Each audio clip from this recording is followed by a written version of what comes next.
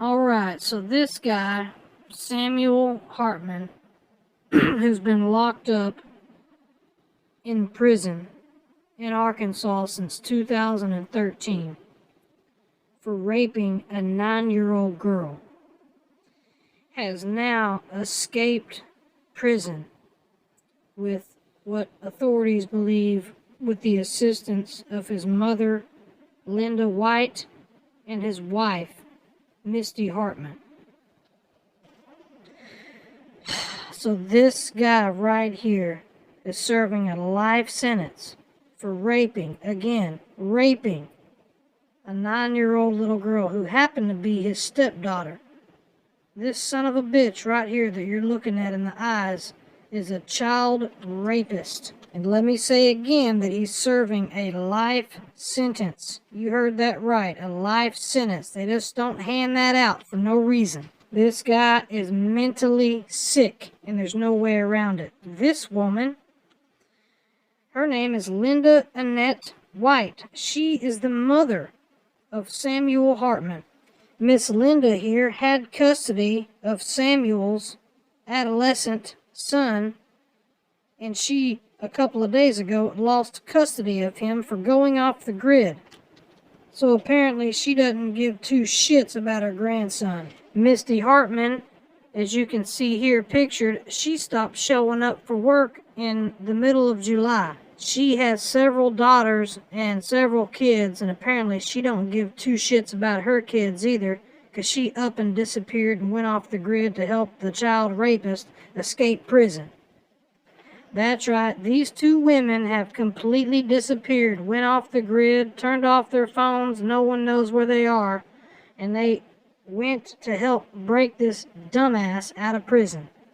That's got to be hands down the #1 dumbest thing I've ever seen anybody from Arkansas do. And I've seen some dumbass shit happen in Arkansas, but I've never seen a man's wife and mother go and break out a child rapist out of prison. So Samuel Hartman is out on work detail. Why the hell he's on work detail, I have no idea, but his mom and his sister help him escape the guards. They jump on 2 jet skis that they have strategically parked at Peters Landing. Then they haul ass 2 miles down the Mississippi River.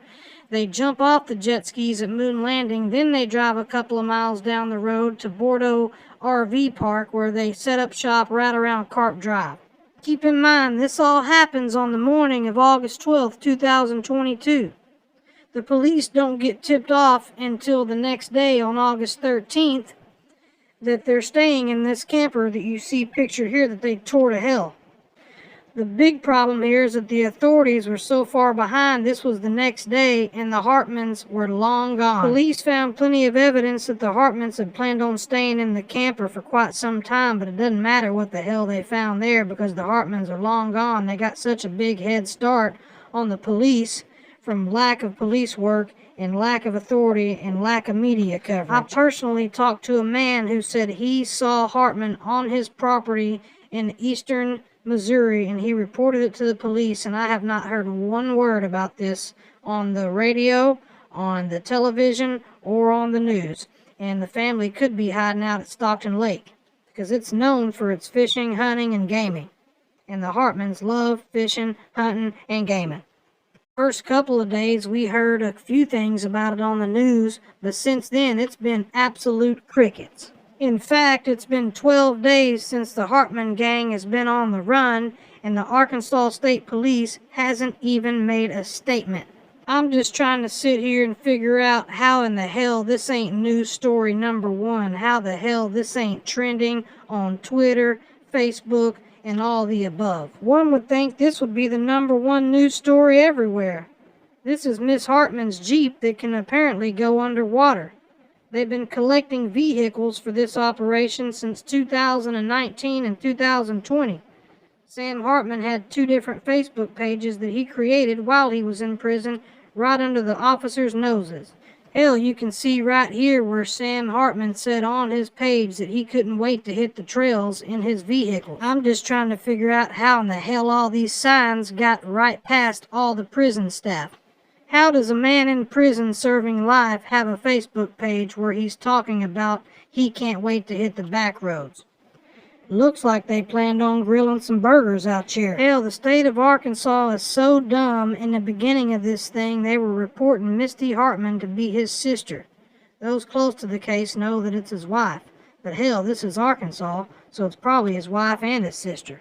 Yes, Arkansas, we dropped the ball major this time. Not only did we let a child rapist out of prison, we failed to report on it. We didn't even let our communities know what was going on. Hell, the least they could have done is told us we need to look out for two dumbasses and a creature that looks like Ebony Maw from the Avengers movies. By the way, this lady looks like the spawn of Satan himself. I bet she can live in the woods forever. I bet she invented the woods.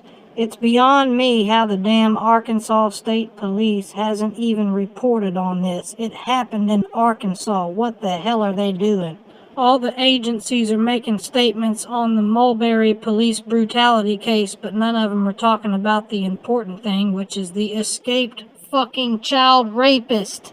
On top of being in prison for life for rape, we have over 20 different charges, including several for manufacturing contraband, and we basically hand him the keys to the fucking prison. Excuse my language. It's just that none of this makes any damn sense to me. I think the parents and the people that live in this community in this state would agree with me of my anger and frustration toward the situation that we have an escaped child rapist running free and we don't know where the hell he is. You can see his charge here from 2004 for breaking and entering. So basically we have a man on the loose with nothing to lose, and he's got backup, and he's got a gun with a history of breaking into people's houses and raping little girls. I want to know where the outrage is. I want to know where the protesters are. Where's the groups? Where's the pitchforks? I understand everyone's upset about the 3 officers beating up that poor guy over in Mulberry. I understand that. But the thing is that we know where those people are. They're being held accountable. The guy that got his ass beat, he's being taken care of. The 3 officers that were responsible, they're being outed and they're losing their jobs and they're being held responsible. The problem is that we don't know where the escaped rapist is. I haven't seen any posters. I haven't seen any flyers. I haven't seen the police department report on it in my city. I haven't seen the sheriff's department drop a picture of this guy on their Facebook page and say, this guy's an escaped rapist and we're looking for him. Have you seen him? I've seen nothing. Arkansas State Police made a statement as soon as that incident happened in Mulberry with the police brutality, but it's been 12 days since the man escaped from prison and they are yet to report on this. Arkansas, this is our problem. We need to talk about it. Just because the man crossed the Mississippi doesn't mean that it ceases to be our problem. This started here and they probably double back. They could be in Arkansas. In fact, most of their family members live in Arkansas. It's not too far-fetched to say this is probably where they are.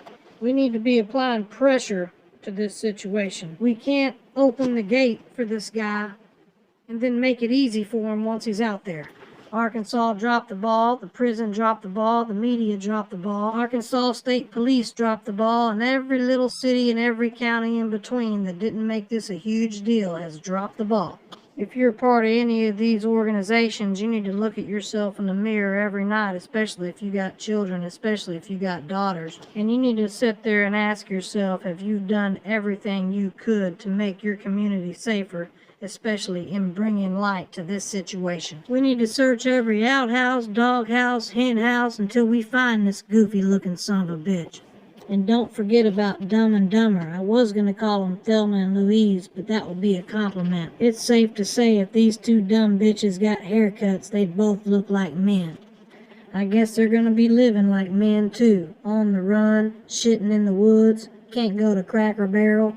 These are some real-life, dried-up pieces of dog shit. Yep, and when this piece of shit is clean-shaven and he puts on one of his wigs, he looks just like a fat lady. Yeah, he's ugly, but he's prettier than his mother and his sister wife put together.